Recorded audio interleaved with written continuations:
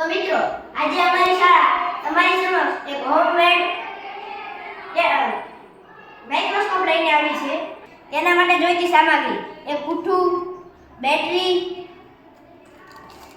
Switch, light, જાડો પારદર્શક કાગળ, બિલોરી કાચ, બોટલના નકામા ઢાંકણા, એક પાન અને નકામી ચાની ગંડેરીઓ. તો મિત્રો આપણે શીખીશું તેને કઈ રીતે બનાવવું. તો પહેલા તેને આવી રીતે કટ કરી અને માઇક્રોસ્કોપનો આકાર આપવાનો છે.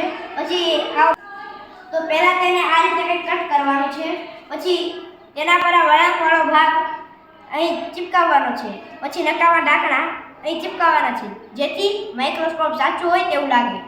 અને પછી એક પૂઠાનો રોલ વાળી તેના પર કાળા રંગનો કાગળ વીંટવાનો છે અને તેના આગળ એક બિલોરી કાચ લગાવવાનો છે. હવે જાડા પારદર્શક કાગળને પૂઠા પર ચિપકાવી અને અહીં અડધી ગંડેરીને કંઈક આ રીતે ચિપકાવી પછી તેના પર આને મૂકવાનું છે.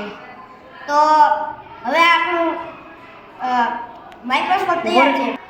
હવે તેને જોવા માટે આપણે લાઇટની જરૂર પડશે. તેના માટે છે એક બેટરી, એક સ્વિચ, અહીં એક લાઇટ પણ છે.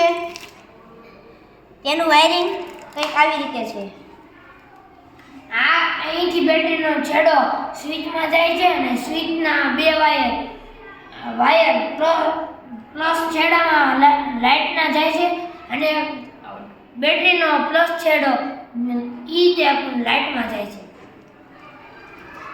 તો હવે આપણું માઇક્રોસ્કોપ જોવા માટે એકદમ તૈયાર છે. તો પહેલા આપણે આ પાનને અહીં ગોઠવીશું અને સ્વિચ પાડીશું. હવે આપણે આની અંદર જોઈ પણ શકીએ છીએ.